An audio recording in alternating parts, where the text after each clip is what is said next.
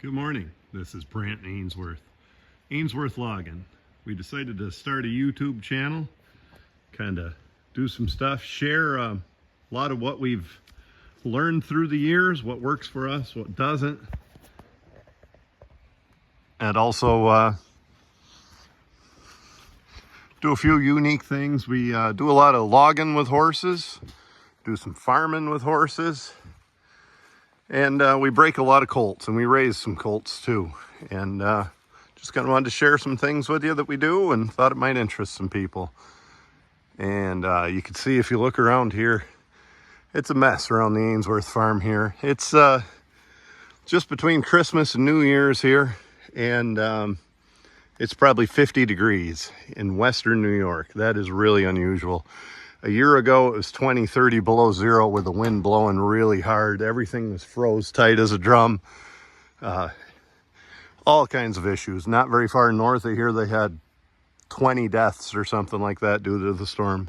This year, it's 50 degrees. Anyway, I'll tell you another reason we're starting this video. Like I said, it's a bit of a mess around here. And that's actually after we did some cleaning to make it a mess. And kind of one thought I had is if I'm doing a YouTube channel and being videoed fairly often, then we're going to hold things to a higher standard. I don't want everything looking like a mess as we're working and logging. Want my horses cleaner. Be a little better about wearing my safety gear. All that kind of stuff. So I thought that was a good reason to start a YouTube channel. Maybe an unusual one, but right here is my son, Nick, 21 years old. Handsome devil, isn't he? And Nick is in one of our straight stalls, brushing a colt we call Ziggy. He's a nice, I can't show him very well in this. He's a nice yearling. He'd be 2 July 3rd. This is, like I said, just before the first of the year as we start this. June 3rd, excuse me. So we'll get him out and show him in a little bit. Just through their stalls, I'll show some of these. This curious devil here, full brother to Ziggy. He's a 2-year-old, same birthday. June 3rd, he'll turn 3. His name's Zodiac, probably until we think of a better name for him. He's a naughty horse. He gets into any kind of trouble he can. He's also a pretty good boy and a sweetheart, an absolute sweetheart. But he's always finding something to do, you know. Open his stall doors, open the horse next to him stall doors, chew on the lines, just anything. When he's outdoors, he annoys everybody else, but he's a pretty colt. He's also a Boggs Creek bred, out of a nice mare, registered mare. I didn't recognize any of the bloodlines, but beautiful mare, actually. Mares, I put a lot more value on the mares than I do the studs a lot of times. And he was out of a nice enough stud too, a real nice stud. Direct son of Boggs Creek, the stud was. So he's a 2-year-old, he's getting trained. I don't usually work him at that stage much. This guy's an idiot. I started him last April because he's just always into something. He, you know, one of those horses. So I started him younger than normal. His full brother back here that Nick is brushing, Ziggy, I might not start him till he's coming 3, about, you know, maybe late winter when he's in a year from now. He's real sensible. There's no reason to push him early. One reason I don't start them terribly early, if they're good and cooperative like most of them are, is I'm tempted to push them too hard. I just don't want to hook them to more than they're ready for. Really, physically, you're not going to hurt them much, but mentally, they're not ready. I mean, a 3-year-old horse is a 10-year-old kid in terms of people terms. So we'll go on down the barn here. This boy right here is Ugly Jim. And Ugly Jim's, if he's ugly right now, it's owner neglect. I haven't cleaned him up very good. He's a pretty good horse. I like Jim a lot. And I didn't like him for 6 months, but he's what I could afford. And we picked him up. He was a 10-year-old. And he was counterfeit. I mean, he wouldn't pull a sitting hen off her nest. And we just slowly brought him around, tried to hook him to only things he could handle. We got him going real nice. I'm going to insert here a picture of Jim in the summertime when he's looking like he should. I haven't been working him lately because I've been breaking that colt. So Jim's kind of messy, shitty, and he's suffering from pole evil on top of his head. He's not real sore about it anymore. A little bit flinchy, but not bad. It's getting way better, but that's an ongoing process if you've ever dealt with pole evil. I just put some peroxide in there to help him out a little bit. Pole evil comes from, I hope it happened before I bought him. I hope I'm not that neglectful, but it's the nucus, I think it's called, ligament. Gives the neck the shape. It runs right along the neck here. And it's called pole evil on the top. In a few minutes, I could show you fistula of the withers, which is the same thing, just the other end of the ligament. It's a bursis, and he may have had a halter grow into his head before I had him. I bought him as a 10-year-old, which usually I raise mine from as soon as they're off the tit, or at least from day one. But I bought him as a 10-year-old. He may have had a halter grow into his head. He may have whacked his head on a ceiling in a low barn, or even something as simple as a branch out in his pasture or something like that. But he's a little tender on it last summer, but it never burst open and swelled. And then this fall it did, and I've been fighting it for 2.5 months, and it's getting better all the time. So Jim, his overall attitude has changed a lot since we've had him too. He just likes being here. He likes people. He's cooperative to do anything. You know, he was obviously a broke horse, but who knows what the hell nonsense he'd been through in his life. And especially when he was in the woods, they made him balky. And he's overcome that, and he's overcome a lot of training issues. We'll get him out in a minute. We'll look Jim over. He's got a special feature that we like for logging and pulling horses. We'll get him out and see that. Right here is Jim's current teammate, baby Elvis, 6-year-old. About October 1st, Elvie turned 6. He's a pretty good horse. He's a home-raised horse. He's the end of the line for Ainsworth horses. He goes back on our farm to 1987, actually, on the mare side. Grandson to my dad's old stud, Percheron stud. Elvis is 3/4 Belgian and 1/4 Percheron. Pretty good boy, a little mischievous. He's like a 4-H pet. He was raised here and born here and kind of the prince of the farm, and probably gets away with a little more than he should, but pretty good horse, pretty good size horse. And I like most everything about him. I wish I could trade in his hind feet, but that's Elvis. You got what you got. Over here is Elvis's mom. We always debate about her age. I think she's 24. Somebody else thinks she's 23. Somebody else thinks she's 25, but we've had her a long time. Good old horse. She was quite a pulling horse in her day. Pretty good logging horse, and we still get her out. She went and competed at a pull last year. Her and Elvis together won the best appearing team that day and finished third of maybe 8-9 teams. Had a pretty good showing. A couple of years ago, she did even better pulling as I believe a 22-year-old. So I don't know if you can see this on the video. Libby has fistula of the withers. That's what I was talking about earlier. It came when she was like a 3-year-old from an ill-fitting collar. Only a sore neck I ever had on a horse, and it happened quick. She was logging every day in hot weather, and we had a wrinkle in the top of her collar pad. And I did not clip manes back then. You notice on my working horses, I clip manes. And back then I didn't. Hello, ugly boy. But now I do. One reason is you can see a sore in a heck of a hurry. So what happened to Libby? We had a collar pad, an old-fashioned one of these black ones. I'm not a very good videographer. One of these black pads, and right on the top of it, it developed a sharp wrinkle. And pads weren't as good back then as they are now, and that wrinkle irritated her. And I didn't run the same style harness I did. I ran a normal, what a lot of people call Western style harness. And with that wrinkle, be right here on the top of her pad, rubbing against her neck with a fair amount of tongue weight. She developed a sore in about 2 days. So that's Fistula of the Withers. And we got Libby over it. She was never really sore on it, and she's wore a collar for years and years after that and never got sore again. So we either got lucky or good treatment or something there. But the one thing I do when I fit Libby to a collar, I fit it really tight on the sides of her collar. This collar up top here, this farm collar, I run that on her a lot. And it fits tight on the sides, and all the weight is supported on the sides of her collar and not the top of the neck. That's an Irish collar right there. And you can tell the old-fashioned tick facing, the pig hair, the top of it.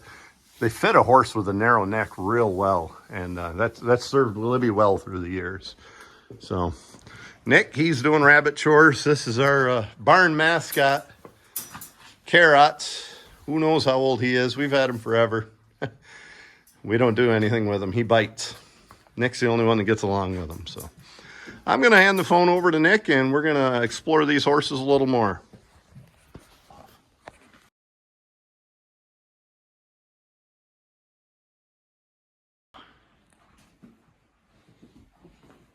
Good morning again.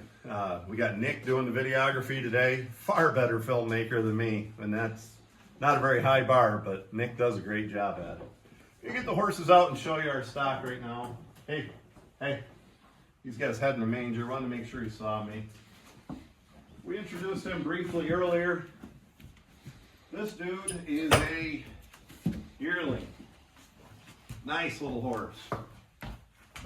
We call him Ziggy. We might think of better names, but we call him Ziggy.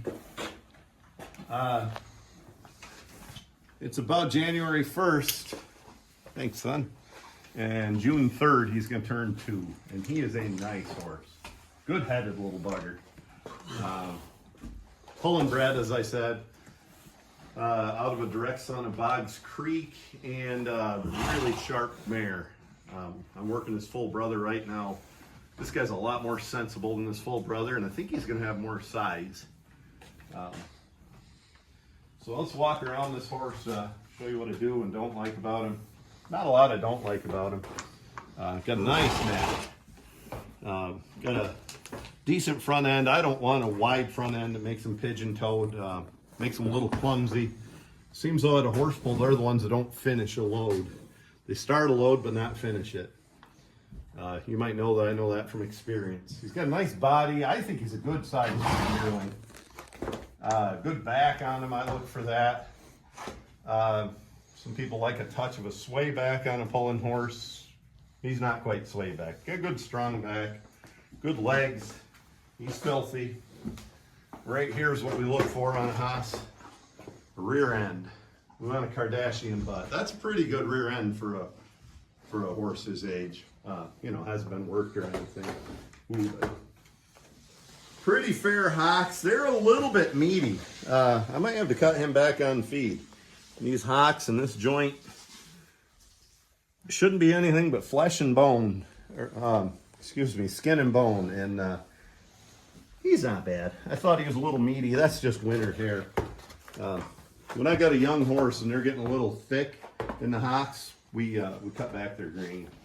It's about the condition I like a young growing horse in, maybe a 5, 6 on that scale, on the horse condition scale. So we'll go back around to his head. I'll show you something unique on this horse. I like his head quite a lot. I like his eye, I like his ears, the way he moves his ears. He's a pretty alert devil. He's got something I've never had before, 2 swirls. I actually do put a little stock in this horse's swirls. And I know I don't believe in a lot of voodoo, but I do believe in that to some degree. Both of these are not in a bad spot. That one's in a really good spot. That one's not too bad, a little bit low. I've heard different things about a horse with 2 swirls. This is the first one I've raised. But they say they're bipolar, some people. That really sensitive and timid one day and aggressive the next. But I don't know. That doesn't seem to be him. He's just a good boy all around right now. We'll put him away and we'll get next in line.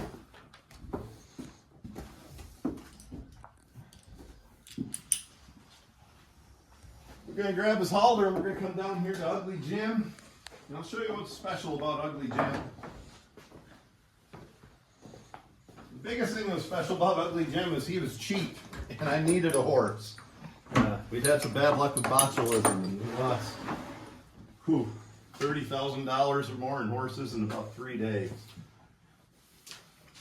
Financial burden, heartache, that was a lot going on there. Plus, we were down horses. A lot of some well-bred, good young stock. And I learned my lesson on botulism. It's fairly unheard of around here. My vet said he's been practicing since '88 and he's seen like 2 cases of it. I had one of them. So here's Ugly Jim. Pretty good headed horse. Not ideal, pretty good. He's got a nice swirl. A little narrow right through there. I could barely get the clippers in there. Like I said, Jim's got pole evil, so not bad. He's a little sensitive and he is one hairy devil. I don't know Jim's pedigree. They say he's out of a Belgian stallion, somebody down in mid-state Pennsylvania somewhere. I'm guessing maybe around that Center Hall area, I don't know. He sure looks like he could have a lot of Suffolk. Some people might guess Percheron with the color, but you don't see Percheron with bone like that and substance like that very often. Jim's got what a lot of the old timers would really like. Jim's got a Roman nose to a degree. The old fellas really like that on a horse. My dad would have loved this hoss. All the old pullers would.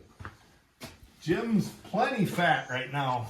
He's the summertime when he's in shape, he's about an 1830 horse.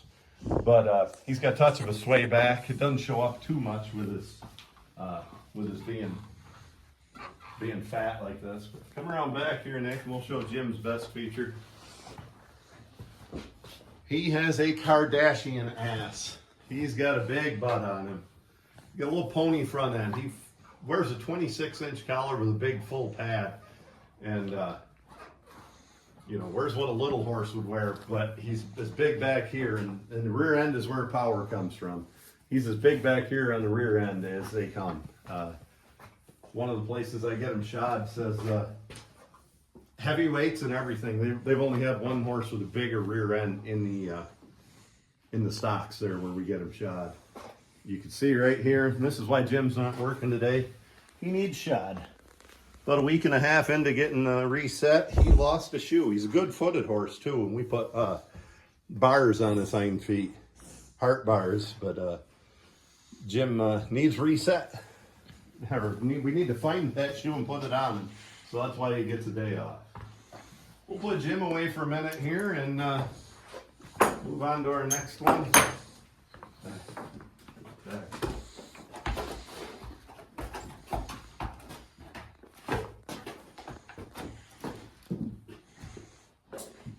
I like to take their halters off when they're in the stalls. That way they don't get hooked on anything. They're just more comfortable that way. This guy, as I said, is the devil. He's always into trouble. Find something put in his mouth all the time. He loves to let Jim loose, so I have to do that to his latch. We'll get Ziggy out right now. Zodiac, rather. I always get his name wrong. We gotta get a better name for this horse. Zodiac, you ought to know by now.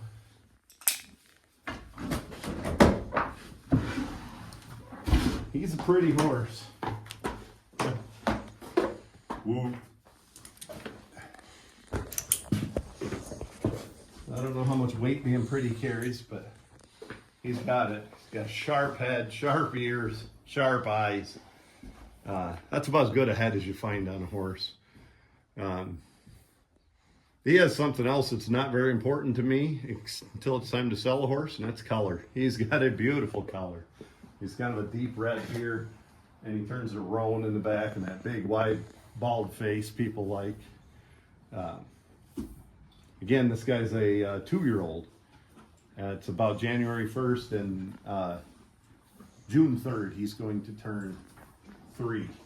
We've been working him every day here, and his training's really came around since we've worked him every day in the woods. I've been working him since last April, so more than 6 months, but since he's actually in the woods working, he's really changed a lot. He's also a runt, and I'm hoping to grow him. I don't know what he weighs, but I don't think he'd hit 1650, 1700. I don't know, it just seems to me as a 2-year-old that's kind of small. He wears a 25-inch collar, and he's one of these with that beautiful sloped shoulder, which I like. A collar really sits on that shoulder, rests on the shoulder instead of hanging from the top. But it's tough to fit a horse to that. But good-footed horse, pretty clean legs. He's kind of fine featured with his bones, kind of almost a Percheron structure. Come around here, it's got a pretty nice hock set for a Belgian. Stay right behind him, Nick, and we'll show you what he means. He's showing off a little right there, but that's a pretty nice hock set. Some of the guys don't like that. I don't want it as extreme as a Clydesdale, but I do like that. To me, when a horse is pulling under load, these hocks tend to spread. And when they're in narrow like that and set nice, they hold up better through the years. He's not quite as hock narrow as it looks there. I'll move him a little bit and you can see he's kind of, stay back there, Nick. He's kind of posing a little bit. Ooh. Like I said, his training has come a long ways because he wouldn't be cooperative and standing like this before we started working him. I'll put him back and I'll get next in line out. I'm going to leave this guy's halter on just because he's going to work in about 5 minutes, so I'm going to leave his halter right on. These stalls with this style door, I really like. I like the horse's ability, if you show it on these guys, to put their heads out right into the aisle. It really keeps, especially if you have a timid horse, it keeps them calm and happy. They can see what's going on. I saw a horse a few years ago in a barn similar to this. He was about the most scared, timid horse you could imagine. And that barn got a lot of traffic and a lot of kids through there and a lot of people. And with a stall like this, it calmed him right down. And we can shut the top doors if needed, you know, if somebody's chewing on another horse or something. Another thing we can do is shut the top door. I'll show you here. And this is how baby Elvis was raised. We can shut the top door and latch it. And I can't latch it because I broke the latch. But you can open this and you can have a colt in here, a foal on its mom, and the foal can come out and creep feed and get some grain, and the mom can't get to it, and the foal can run right in and out here, and the mare can't. When we raise foals, we take this divider right out and let the mare have a big open spot to raise her foal. We'll get baby Elvis out and show what he's all about. What are you about, Elvis?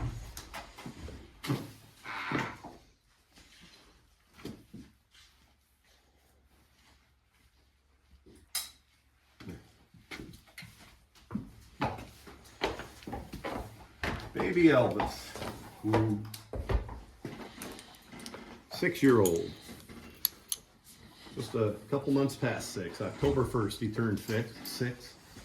Elvis has a good head. I like a lot about him. Like I said, he's a 3/4 Belgian, 1/4 Percheron. He goes back to my dad's stud. I wish his swirl was just a little better, but I'm not going to complain about that. Love his ears, the shape of his head. He's a little dished. Seems like a lot of CD Rock bred horses are. He's CD Rock bred on the top side. He'd go back to MCD. Hooker would be his pappy. Elvis has just the sweetest, prettiest eyes I've ever seen on a horse. We'll come around here and give him a look. He's all horse, Elvis is. Wears a 29-inch collar and he fills it. I gotta maybe think about a 30 on him. And I fit a collar tighter than most people. Elvis has a lot of front end, almost too much for me. I don't care for all that bulk up front. I want it in the back. Elvis has good front feet, and you can see we need to clip and just plain brush all of our horses, but we need to clip them pretty bad, get that hair off their legs. Elvis has a good strong back. I like the rear end on him. I like his croup. I like the muscles. Come around back and we'll show them here. You know, I like a level croup on a horse. Elvis has that. He's got some muscle back there. He's got pretty good hock on him. I like his hocks. He's a lot cleaner legged than he looks in this picture, just because he's so hairy and muddy. Good clean hock. He's got a pretty good set. And the worst part about Elvis is his hind feet. Those are baby feet. He's probably well over a ton today. In the summer, he's about 1930, 1950. He might be 2100. He's out of shape, and he's got a foot like a 1,500-pound horse. We had to put these little shoes on him, thin shoes, not what we normally run. They're on there good, but we lose shoes and he'll wear it out in a hurry. This side is even worse, but they're on good and hopefully we'll grow some hoof. A friend of mine said, well, I hate to tell you, Brandt, but that goes back to the Percheron in him. And I said, you're wrong. I said the Percheron side of him had really good feet. His grandmother was a Belgian mare who had feet just like that on the hind end. And must be a skipped a generation because he got it. Next horse I'm going to get out is Elvis's mom, Libby. I think twice about getting her out. She's not in shape. She ought to be. If there's an obesity epidemic here in America, it starts with this girl. She's been that way since she was a 2-year-old. I meant to leave that halter on Elvis because he's going to work. I just forgot. But it's never hurt her. She's never found her. She's never had an issue. Really never been unhealthy, other than that fistula of the withers, which was my fault. Libby has a great head. I like her head. She's half Belgian, half Percheron. Out of my dad's stud and a Belgian mare we had a couple of them bred the same. She's out of pretty good stock. Like I said, her mother had terrible hind feet. She's got good hind feet. Libby's got too broad of a chest. I don't care for all that bulk. And like I said, she's an example of it. As they get older, they just won't finish a load. But Libby is disgustingly fat. And I think she's got shorter with age. I think she used to stand up here a solid 16.2 and shrunk with age. And I can't keep her from getting fat. I mean, she gets no grain. I try to limit her hay and still keep her healthy and comfortable. She gets lots of turnout. She doesn't get much work this time of year. She's been a good one, and we keep her around just because we've always had her. You know, I guess we owe her all she's done for us working and raising one foal in her whole life. I guess we owe her a happy end of her life here.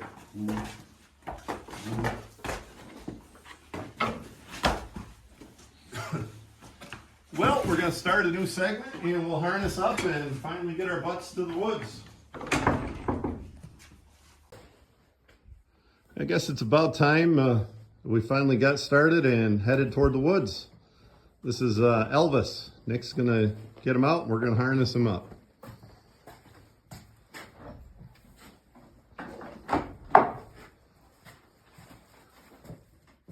Yeah, Elvis is just a pack. He gets away with way more than he should. I wouldn't put up with that with any other horse. I don't think I'd have another horse that would try that. He knows he's going to work, and he says, you know what, I like standing in the barn. He's really not. Really not adverse to this. He's just being a putz. So here comes Elvis. As lazy as he is, every once in a while I question his bloodlines. I think he might be by a different stallion than I thought he was. Nick, can you do this? Nick, quick. Yeah. Ooh. Nick thought I was going to get that, but I couldn't hold the phone and do that at the same time. Cross-tied.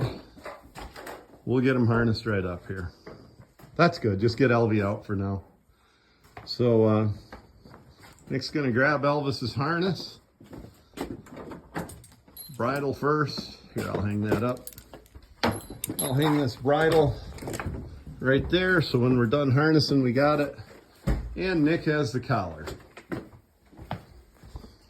He's going to collar Elvis. That is a, let me look at this collar for a minute. It is a, I guess you can't see in the dark. It's stamped 29, and it's a full collar. We'll get it on the horse. I'll show you a little bit here. Fits him good. I like it. It's actually a little tight because he's fat, but hopefully he's losing that weight right now. He won't be fat for long. But 29-inch collar. I like the extra wide pads. This is a full collar. Right here, it's full. It's not cut away. It's not a half Sweeney or even a full Sweeney. He's got a bit of a trim neck for a horse his size, and that fits him good. He started just the very beginnings of getting a sore last summer, and we switched him from a half Sweeney to that full face collar, and no issues. Personally, I think the full collar is underutilized, and a full Sweeney is way overutilized.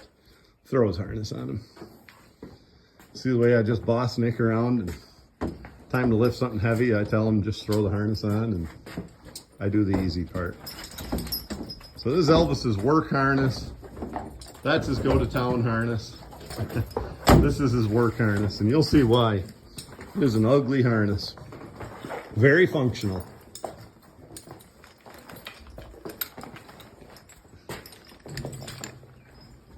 Nick's putting the hames in place, and he works his way right back that tug. Belly band, tug, puts what some people call the spider on top. And he's going to come around here next and get the hames right in place. Sorry, Nick.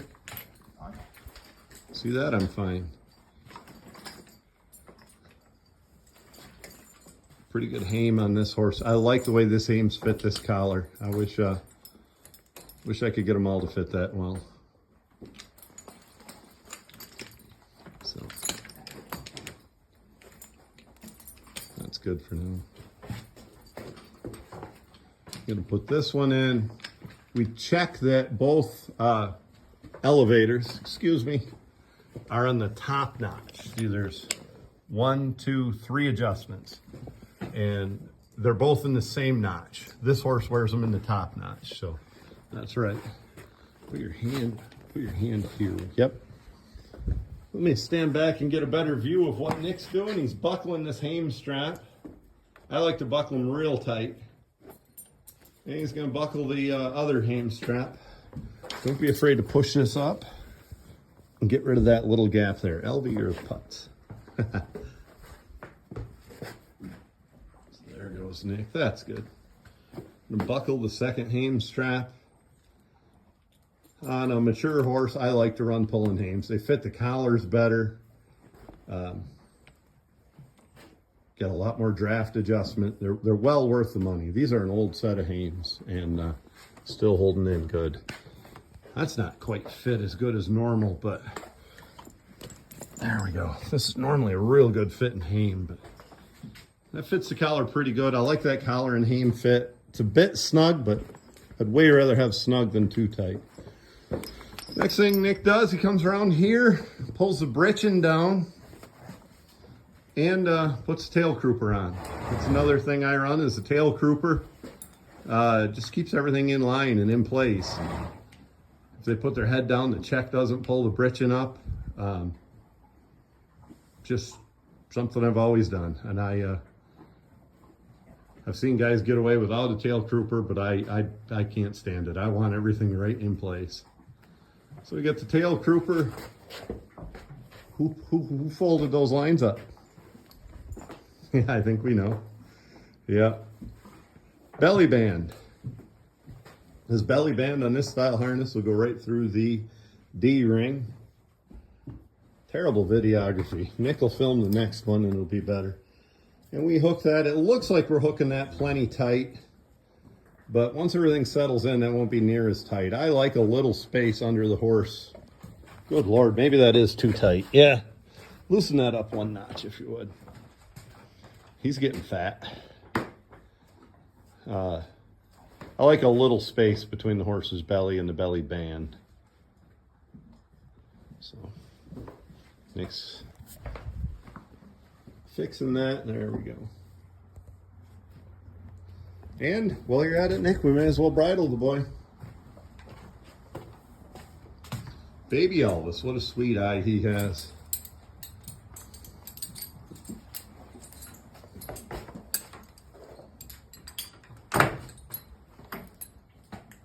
We take the, I try to always take the halter off when I put a bridle on. A lot of people make a big fuss of that. I just like it. I prefer it. The look of it, the feel for the horse. I think it's the right thing to do.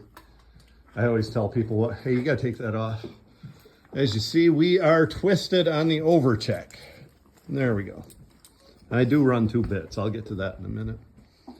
But anyway, back to the halter under the bridle. It's just more comfortable. It doesn't interfere with your driving. It looks better. I always tell people, what would your grandfather think? You don't look at old pictures. Starting in about 1990 backwards, you just don't find pictures of people who had their halter under their bridles.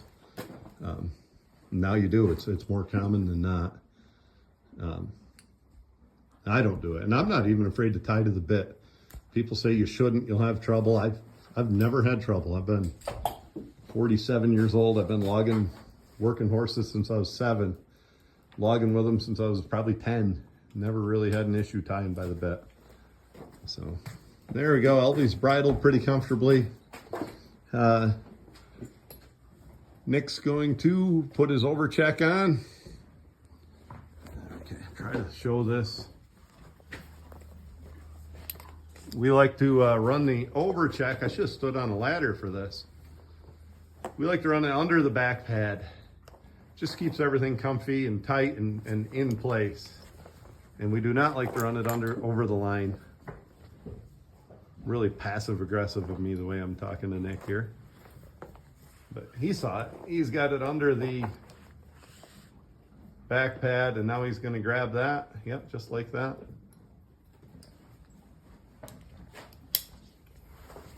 And he's got him checked. Nick? Yeah. One more thing. Hook the extra hame strap we keep on top. So on top of these horses, a lot of them, I like to run an extra hame strap on top. I like the fit. That's good. The way it pulls the collar snug on top and keeps the horse comfortable. A lot of the guys like the safety of it if the top hame strap or these elevators or anything break. So there we are. Elvis is harnessed and ready to go. I told you I'd talk a little on his bridling. So this tape is not holding anything together. That just tells us that that's Elvis's bridle. He has tape on his, the other one doesn't. I run blinders, I always have. Which is the poorest excuse in the world to do something, but it's always worked for me, and I like the protection it gives them. And personally, I don't want a horse seeing what I'm doing back there. I tend to fidget with my lines a lot. I don't need them to get scared when they see me fidgeting with my lines or tossing them over my shoulder or something. The only time I see a big disadvantage is like if we're walking up a road and a car pulls up and they don't see it until it gets in front of their blinder. But other than that, I don't. Do run an over check. I want these horses' heads in the right position. And you notice Elvis had his head in this position before we ever harnessed him. He's pretty natural at that. I don't always run over checks, but in fact, Elvis's mom, I never once did, and her head is never out of position. But I like to keep their head up. It kind of creates a fulcrum, pushes their butt down, and they pull from the rear, not the front. Keeps them from fidgeting around and trying to eat grass and stuff. And for the overcheck, I do run a small bit. That's just, if they're hanging on the check, I'm actually driving with the driving bit, not the overcheck bit. Makes it a lot easier. I run a very gentle bit, egg butt snaffles usually. Elvis has just, should have showed it before he put it in his mouth. A little bit of a twisted pattern.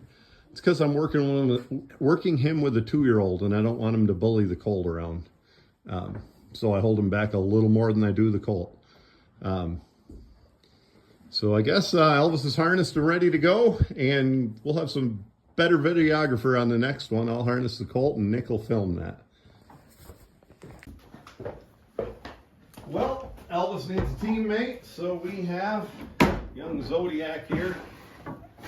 It's a good day for him to have a good day. We left the halter on a minute ago because we knew that he was coming out here to work. Whoa.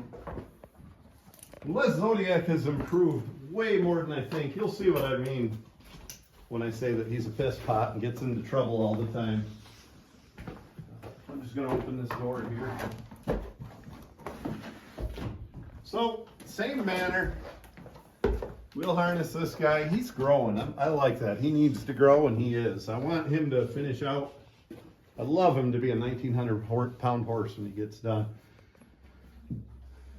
And I think maybe he will. Feeding him a lot of protein and trying to build some bone and muscle. Come on over here to the collars, Nick. I'll show this. Elvis's big butt. So yeah, here's our collection of harnesses. My go-to-town pulling harnesses.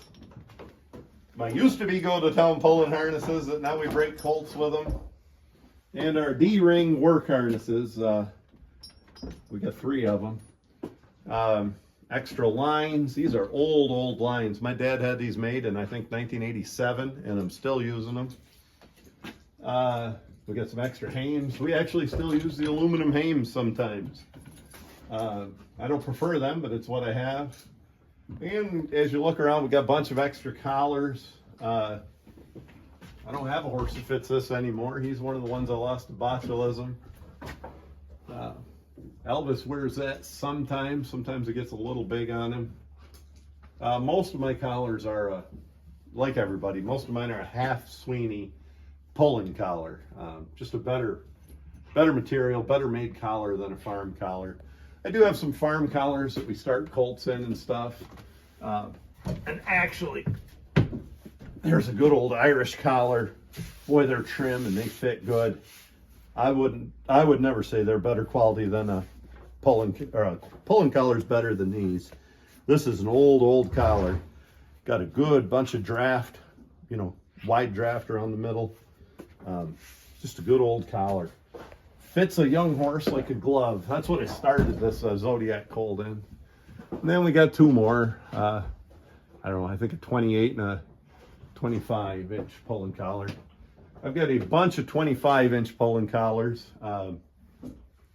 And I don't know why. You rarely need a 25-inch pulling collar. I happen to have one on this horse today, but I'd trade them for some 27s and 8s if anybody wanted.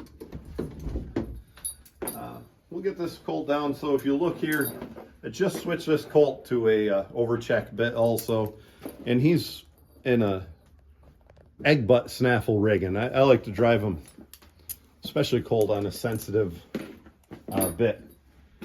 This is what I was running on. This is what I broke him in, and I ran in him for a long time, and it was comfortable and nice. Trouble was, he got bigger, and the bit is, as you see, too narrow, and it didn't fit his mouth good, but it was still comfortable on him, and they're hard to find. These are, I'll show off a little bit. These are some of my go-to-town halters. These were a driver's award at a poll we went to in Ohio. These, Arcade Village Cafe, they were a best appearing team. So show off a little more. We got a horsemanship award. So we got a few show off things around here. But anyway, we'll get the colt harnessed up.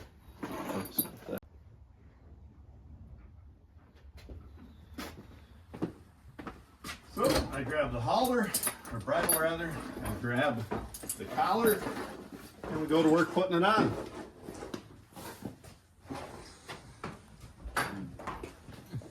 I'll hang this bridle up for when we need it at the end. I've got a friend that's a lot smarter than we are. He puts the bridles on the hook first, so they come off last, and that's the order you harness a horse in. And we'll put his collar on.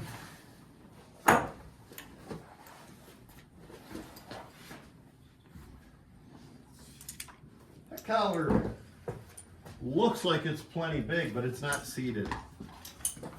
When that gets seated, that's a pretty darn good fit. Might be losing a little neck as he hardens in. That's not a bad fit though. Nick, if you could show from the side. You see Zodiac, if you take a broad view from the side, has a splendid slope of shoulder.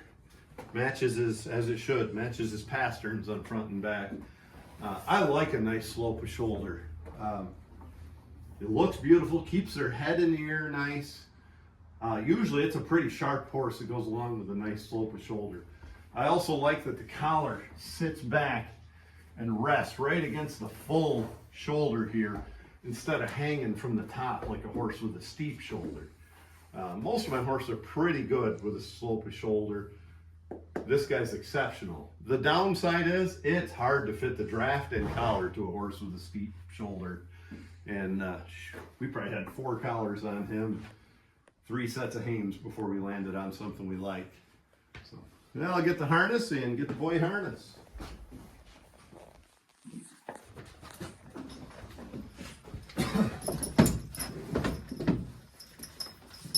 I put the britchin and the hip straps over my shoulder, unhook the tail crooper, and then I grab each hame by the side, pick it up, I make sure nothing's twisted, and on the horse I go.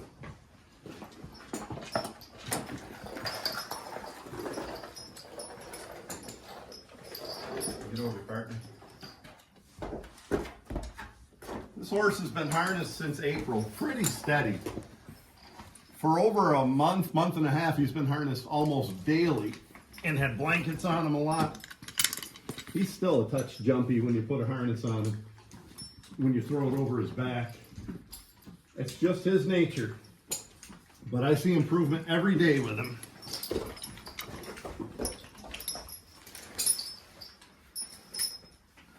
I don't know if it showed in the camera or not, but Nick is becoming a horseman. He knew this horse is a little jumpy, can be a putz when you put the harness on him. And so Nick, he just rubbed him right here and calmed him down and kept this horse calm while we put the harness on. And just kind of wanted to point out that he's really becoming a horseman. So now we fit the hames to the collar.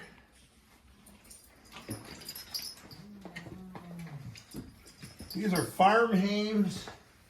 I didn't have any this small for any pulling hames this small that weren't already in use on another harness. So this is what we're using. I'll buckle this real tight. Overall, that hame fits the collar pretty well. If you look up top, we are in the okay, up here. We're in the middle part of the elevator. Generally, I like to be in the top elevator, but this is what I made fit him, so it's working. I always tell people I want a 28-inch hame on a 28-inch collar on the top elevator. If you look over here for just a quick second, you will see most of our hames don't have elevators. They have 5 adjustments, if I could count, up and down with a bolt. That's a nice system right there. Of course, I just got done telling you I like them in the top one, and here this one's in the middle also. But sometimes you don't always get what you want. As far as draft goes on this horse, they're farm hames that don't have a lot of adjustment.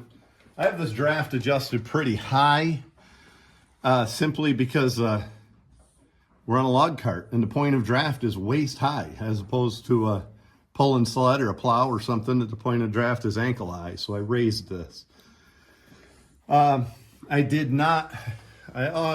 never done this before, where you just run the tug right through here without that extra piece in here to adjust and to swivel. But this front tug on this harness is way too long. It should be 22 inches from hame to D-ring.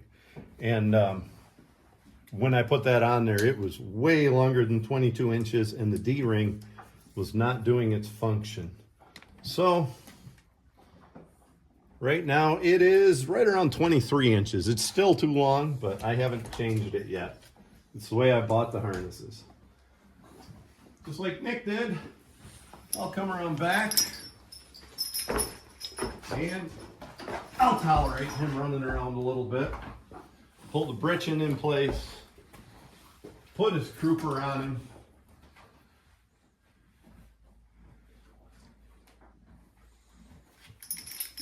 Make sure the heel chains look good. And I'll pick up the line that somebody else didn't hang well. There it is. I like to tuck it in the britchin. Get over, partner. I will hook the belly band, and the harness portion of this will be done. That's not a bad belly band fit. It used to be way too big, but he grew into it. So we'll get more into this D-ring as we hook onto something. But there he is, harnessed. Things look pretty decent. You'll notice my harnesses are a combination. Leather, which I don't prefer. I did once upon a time in 1992 when I bought a lot of these harnesses. Some bio and nylon together, and nylon here, and bio here. Whatever we can use, we make work. Nick, if you come around front here, I'll fix this line too, and then I'll bridle that colt.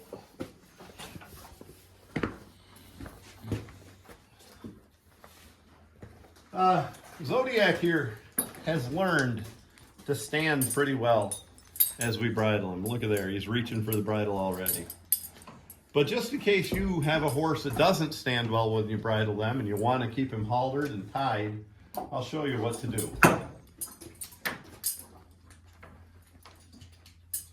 You just tie him up like normal. And first thing I always do when I get a bridle ready, he's such a putt. I make sure everything's ready, in position. So, push the bits right against his teeth, pull his crown up onto him, over the halter for now. And then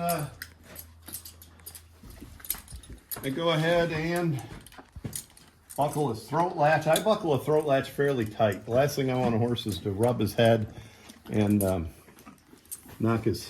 pull his bridle off. So then I tie into the bridle, which some people hate. I always do. Now, if you want to get this halter off with the bridle on, unbuckle it from the side.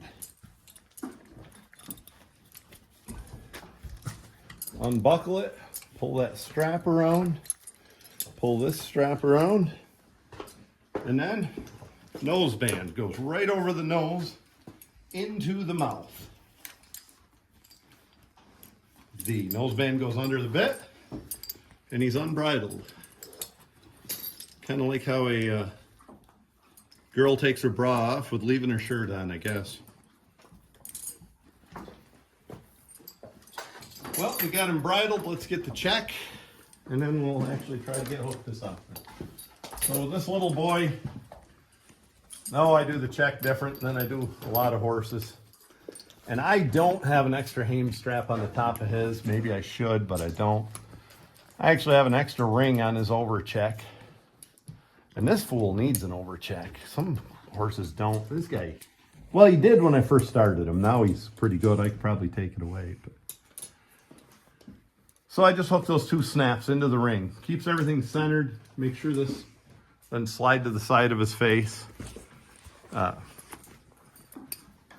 then snap his overcheck. Not too tight. You see, we're real loose with that overcheck. And we'll stop there.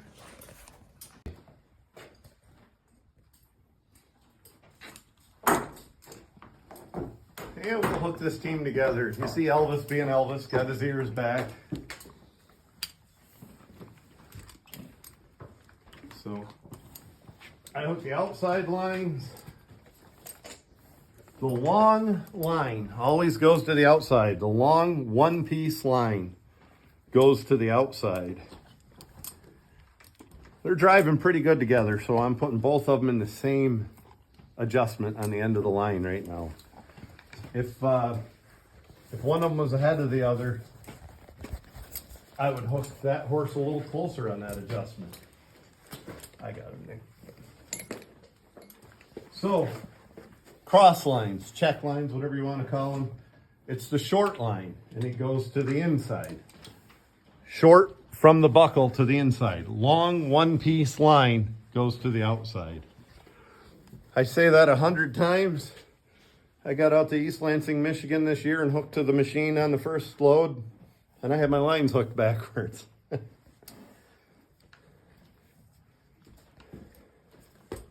So it happens.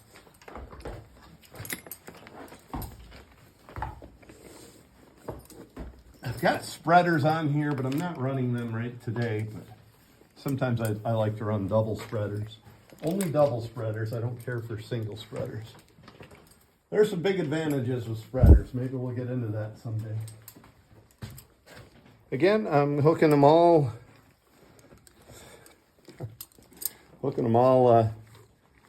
equal on the lines here. I don't like the way those hames are fitting today. We're gonna probably, after we work them for a few minutes, we're going to buckle those again. Again, long line to the outside.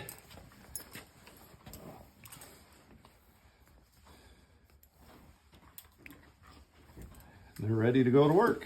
4 lines hooked. You always want to make sure of that. Start.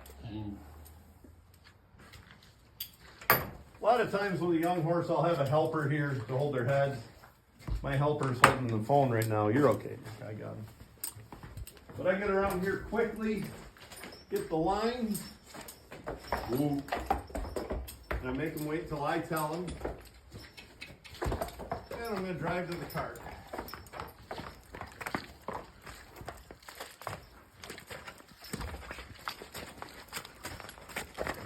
Muddy around here, but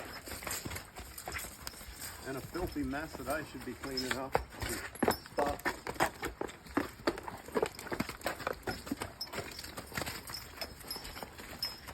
Woo, Elvis.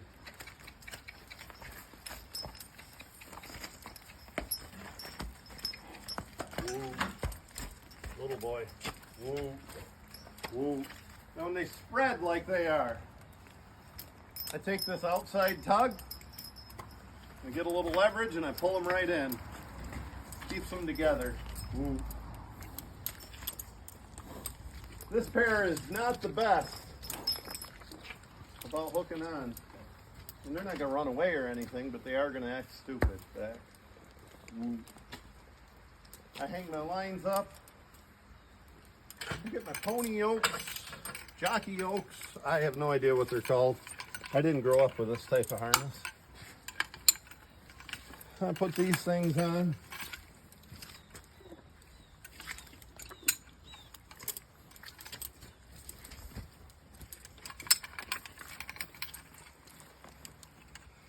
All part of the D-ring harness here. Ouch.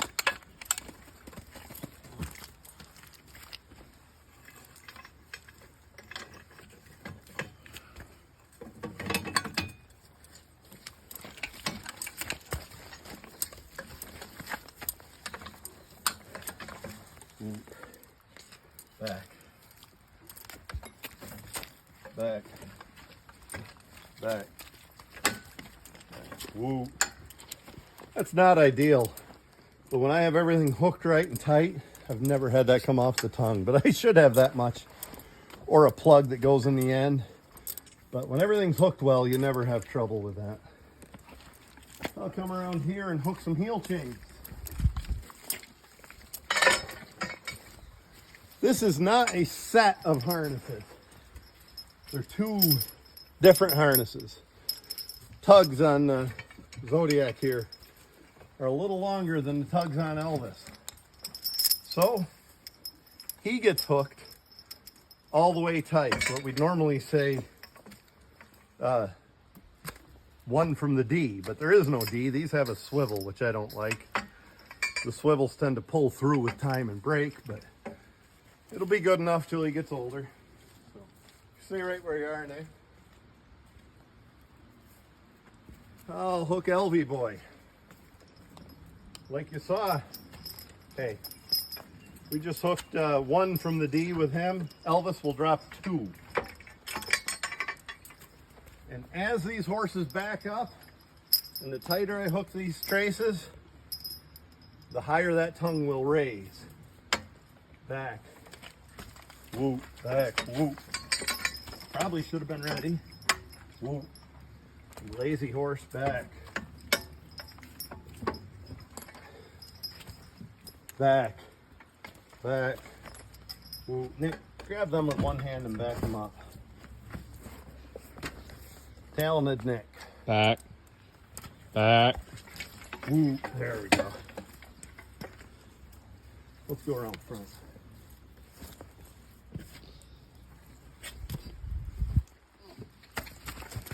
Whoa. The D-ring harness has one advantage. It keeps all the weight off the collar. All this tongue weight. There's nothing between the jockeys, the end of the tongue, and the collar. It all goes through this up into the back pad. And it's carried on the back where it's much more comfortable and you're much less likely to have a sore neck like I've showed you on my old Libby mare who had that fistula. Come over here to Elvie, Nick, and we'll show the same thing. Elvis has some straps here, completely loose. 100, all the weight is on there. You know, I can set my overweight butt on this wet neck yoke and still loose. All the weight is on the back pad. To me, that's the only advantage of a D-ring harness. Well, one of the only advantages, but by a mile the biggest and very important for a logging horse. The other thing I really like about a D-ring, everything is centered. I don't like the old 90-degree philosophy. You got to put that draft where you got to put it. You get a nice steep neck like this, 90 degrees, that heel would be hitting here, the pug would. You got to put the draft where the collar sits good and doesn't ride up or down on the horse. But I also, like I said, everything's very centered. Your back pad doesn't slide back. Your belly band's in the right place. I really like that about a D-ring. Has some disadvantages. You need extra parts and these little jockey yokes and stuff like that. But the advantages far outweigh the disadvantages. I'll climb up here and we will head to the woodlot. Whoa.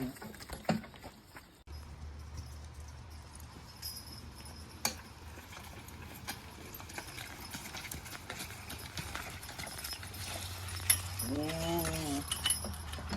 As you were looking at my favorite plow that wasn't greased and put away for the fall, I didn't put the hay elevator away. It's kind of been a rough year around here.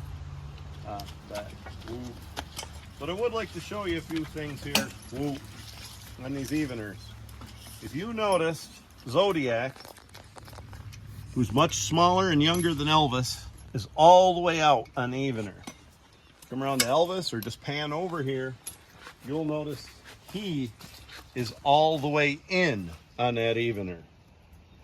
That is 2 inches. Elvis is what us horse pullers would say, 2 inches in the hole. Zodiac, the young one, has a 2-inch advantage. The way that advantage works by sliding a stronger horse toward the center is just like this PV right here. If I'm moving a big log, I'm not going to pull here where I have no leverage. I'm going to get out on the end where I can really have some leverage. And it's the same thing with those eveners. Elvis is pulling here somewhere. Zodiac, who's not as strong and well trained, is pulling here. So he has a lot of advantage. That's just one thing I want to point on the eveners.